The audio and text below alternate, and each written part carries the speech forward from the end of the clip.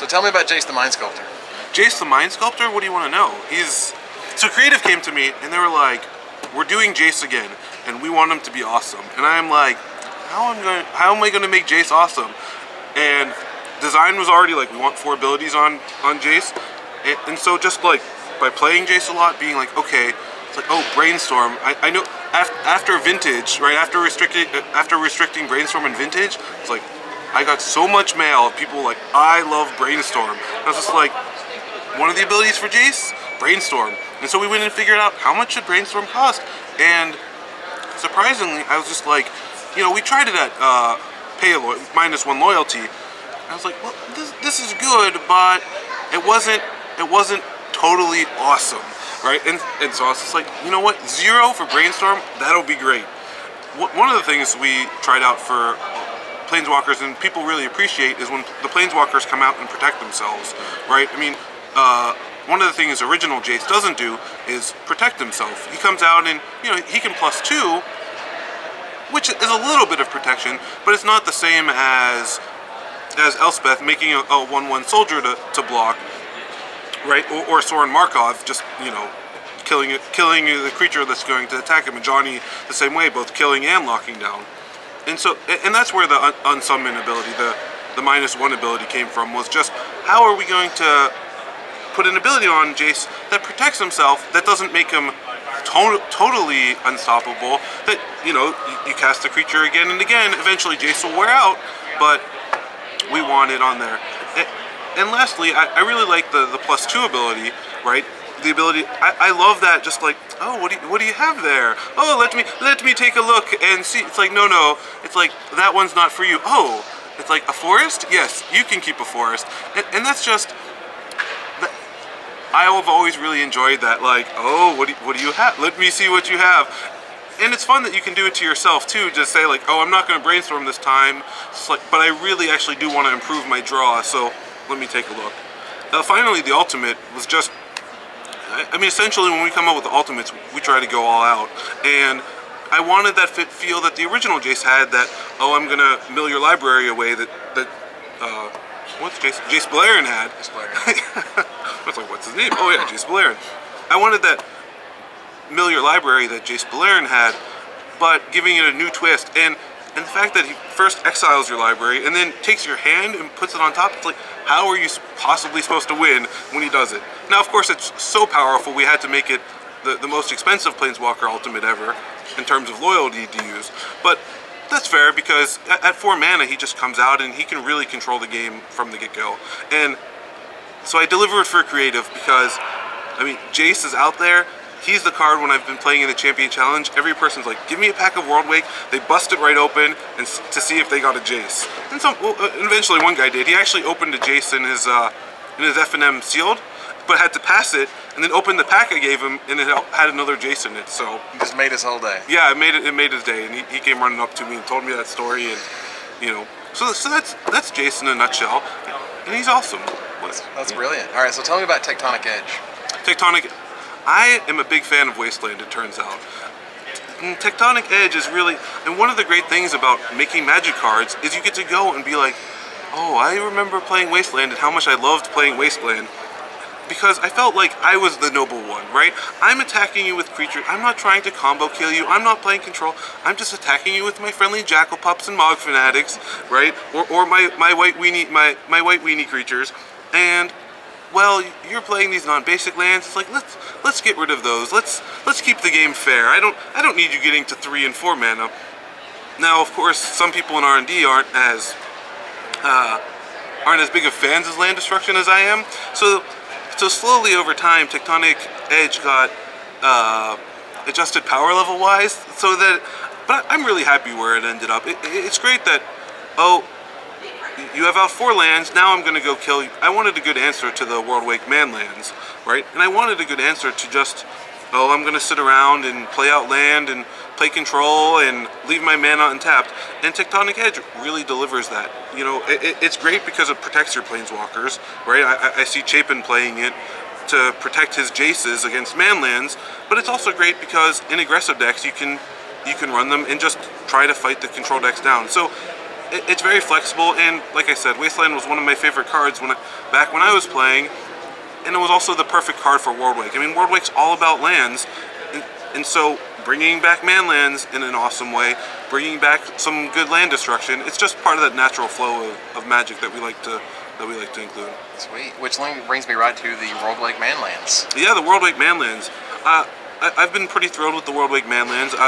They're really a challenge to make manlands because, I mean, if you remember when they were first released, a lot of casual players are like, I don't get it. Much like when dual lands, right? I mean, I have stories of, I always tease Worth Wolpert. He just didn't get dual lands at first. Like, him and his friends were like trading them away for nothing, or maybe even throwing them away, whatever they were doing with it. And I think though, as a player gets more to that competitive level, they realize, wow, this is a land, it comes into play tapped, which, you know, people play Akum Refuge, and all it does is give you a life, and the red-black one turns into a 2/2 fire-breathing creature, right? And so, like, it doesn't cost you very much in terms of tempo in the game, but yet it offers such a mid-game punch, right? So it's great for fixing your mana, and it's great for coming out. And they were, design and development-wise, they were really a challenge, finding, okay, you know, what is the right abilities for each one? The 3/4 reach we came up with in development after just searching, like, oh, should white-green be the biggest one? But we really wanted Celestial Colonnade to be the big man land of the bunch, right? At 4/4, and so how do we do that? How do we do that with the white-green one? So it's like, oh, but reach is awesome for this land, just like shooting out of the ground almost, right? Coming to block your flyers. The red-green Raging Ravine, it was definitely, for a while, it came into play tapped and had the, you know, 2 RG : untap me, I gain haste as a 3/3, right? So that was kind of neat, but when we were showing that around, people just didn't get, oh, what is it? Untap me, it gains haste. It wasn't working right. So then we came up with the +1/+1 counters thing, which I think is totally cool. And also, if you have infinite mana, for anybody out there, you can just activate it infinite times and attack and get infinite counters, or any number of counters that you choose. And I think that's fun, just having that on a land, having that ability to fireball them with just your land. Right. So it's a cool ability. Absolutely. I'm surprised you haven't asked about the Eye of Ugin. That's the card that Because you're not going to tell me anything. I'm not going to tell you anything. But the Eye of Ugin, it was certainly an interesting. I'm looking forward to the Eye of Ugin and seeing, like, oh, where all the speculation leads. Like, I hear both sides of it. I hear, oh, it's like you have to go get them now. The Eye of Ugin, you have to go get them. Other people are like, no, they're not doing anything with the Eye of Ugin. And it doesn't tap for mana, which is. And it doesn't tap for mana. Yeah, that's it. And as Mark Rosewater said, we did a online development chat, and he was talking about, we have rules for Magic, right? We always say, look, here is the setup for Magic. Here's what red's going to do. Here's what green's going to do. Here what lands are going to do.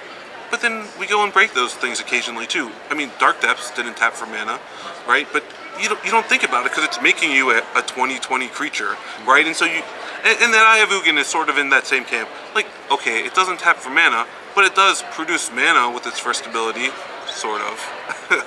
Ish. And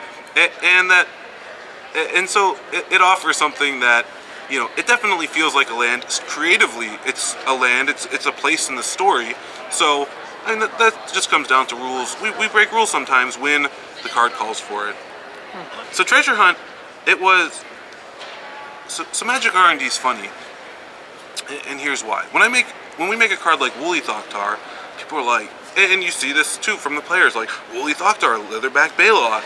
It's like, OMG, how can you make a creature so giant, right? Cards that are just, you know, in your face, obvious, that, like, blinking red lights, hey, I'm good.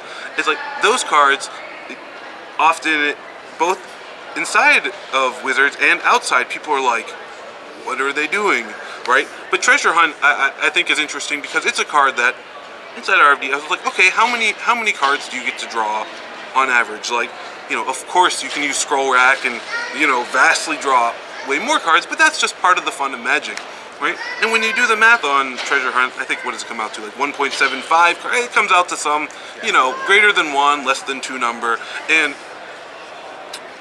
and that's all well and good. But the fun of Magic, of course, is, well, you have Jace the Mind Sculptor in the set, so go ahead and brainstorm with him, and go ahead and use your Scroll Axe. And I think that's part of the fun, because Blue's been getting a bad rap the last few sets, the last few months, and here's a card that introduces, hey, a new element to Blue, something that Blue's really never done before, but it's not just card drawing, it's not just permission, it's this cool in-between ground that I think is a really fun ground to hit, and a fun ground to touch on, to make you feel like, to be more than just, oh, I'm playing Blue, so let me cast Concentrate and draw 3 cards, let me cast Opportunity and draw 4 cards, Tidings, draw 4 cards. It's like, ooh, what about Treasure Hunt? Like, I enjoy that it sits more in that impulse, like, what am I going to do with it to get that extra little bit out of it. I'm sure you get a kick out of like watching the players like slowly come to their realizations. It's just like, wait a minute, this card is ridiculous. Right, yeah, no, I really enjoy seeing cards. If you remember Tarmogoyf, right? Tarmogoyf, it started out, nobody thought anything of it. And of course, now I hear stories, people being like, oh, I knew, as soon as I saw Tarmogoyf, I knew it was the best card ever. But, it came out and it was, right, and it's fun. And it's fun to just know, like, hey, look at this. Like, I remember, what was the Planeswalker? A long time ago, we were talking about a Planeswalker, and I was like, trust me, Evan. Was it Elspeth? I think it might have been Elspeth. Yeah, and I was like, trust me, Evan. Like, Elspeth is a lot better than people think it is, right? And lo and behold, it is. And that, I think, to me, is one of the most fun parts about playing Magic. That you can look at a card, and you really can. When a set first comes out, you really can have a big jump on all of your friends, on all of the competition, by just going out and figuring out, hey, maybe they didn't appreciate how good, card X, Y, or Z was. It's like, I was the first. Collar is a good yeah, one. Basilisk Collar, right? And that's, you're seeing that in the Pro Tour, people with Cunning Spark made Basilisk Collar. And that gives them a big edge in winning the Pro Tour, so a lot of people are sitting back being like, well, Jun's still the best. Don't bother playtesting Standard, I know Jun's the best. But every time we release a set, it's like, that's 145 cards or 250 new cards that probably offer something that somebody else is going to see. And it keeps people engaged in this, like, I'm going to find the hidden treasure of Worldwake, of Zendikar, of Magic. So tell me about developing Phyrexian versus the Coalition. Like, by the developer, basically the designer says, here's the deck list I've come up with, right?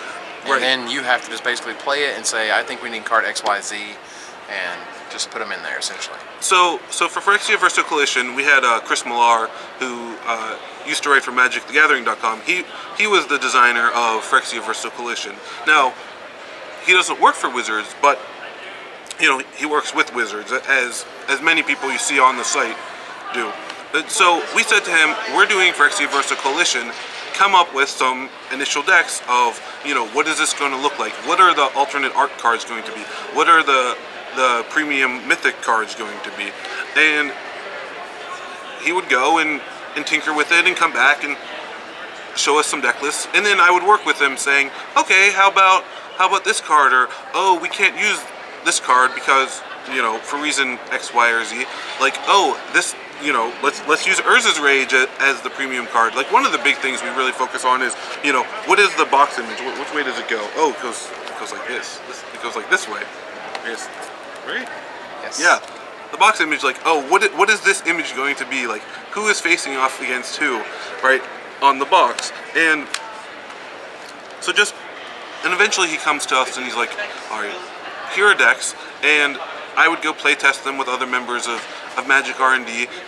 Aaron Forsyth on a Friday afternoon would be battling versus Eric Lauer, just saying, like, oh, it's like Phyrexia needs this, the Coalition needs this, oh, with the Coalition being a 5-color deck, like, what's the exact right amount of mana fixing? Oh, how many Thornscape Battle Mages do we want, right? And just that play back and forth, because normally when people are playing Magic, you're looking for the opposite thing. You're like, and it's hard to turn that switch in your brain of, I'm not trying to get my deck to beat your deck, I want my deck and your deck to be equal. And so that's not a dance that people do. It's always about, hey, how am I going to make my deck better? And here, since we want it to be that fun balanced, you know, interactive play experience. It's a lot of, oh, if you change 2 cards in this deck, how does that, like when we added Living Death to the Phyrexian deck, so like that was just, we had to do huge changes for the Coalition deck. I needed to put in Thornscape Battle Mage to say like, oh, here's a discard answer, so they can't just sit and slow roll you with that Living Death all the time, right? And those little plays like Puppet Strings was another one. We put in a Puppet Strings and then a second Puppet Strings, and that's when Gerard's Command, which is perfect because Gerard's in the deck, but Gerard's Command is just the perfect like gotcha moment of, oh, tap your guy and attack, you know, tap your dragon, your Armadillo Cloaked Dragon again. You're like, sorry, Gerard's Command, Rith, attack, Saplings, Armadillo Cloak, just, you know. I saw that exact play. The Brian Kibler dream.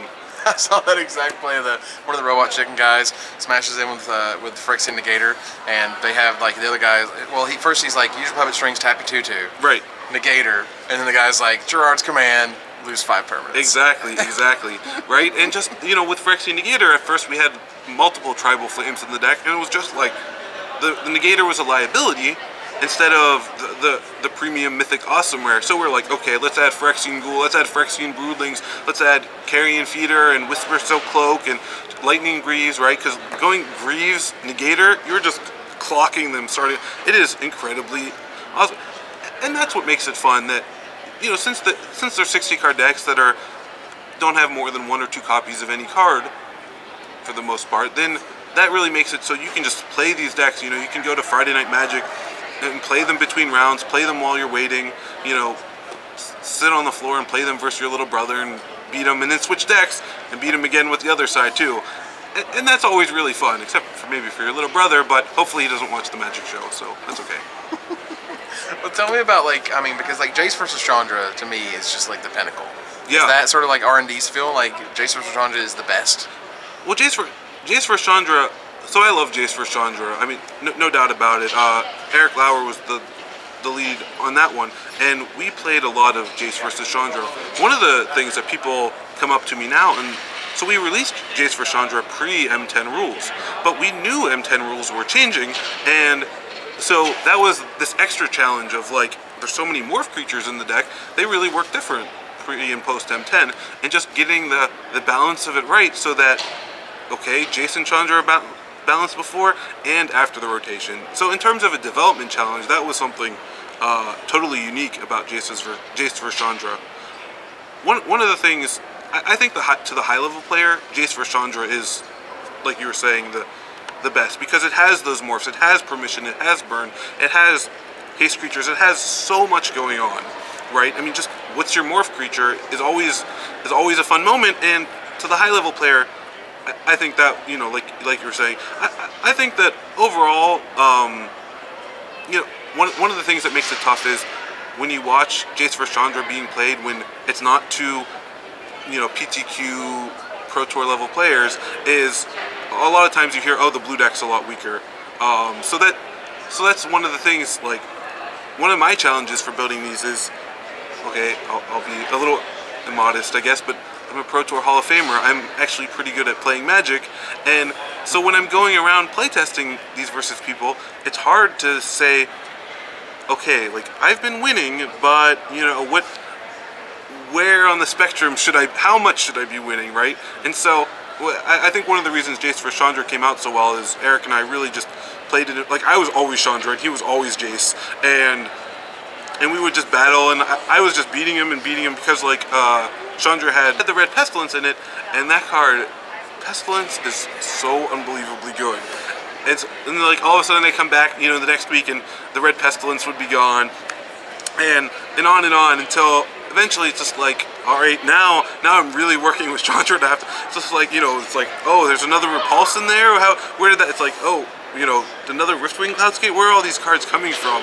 Oh, the Fathom Seers and the Wall of Deceits, right? A lot of it was just from, coming out with those 1-mana drops and attacking so early. And Phyrexian vs Coalition has the same thing. We're just like, oh, what does Living Death do? What does Puppet Strings do? What does Tribal Flames do? Like, how do all of these cards interact in such a way that, you know, at the end of the day, you're like, wow, this is a really fun, deep experience, you know, out of two 60-card decks.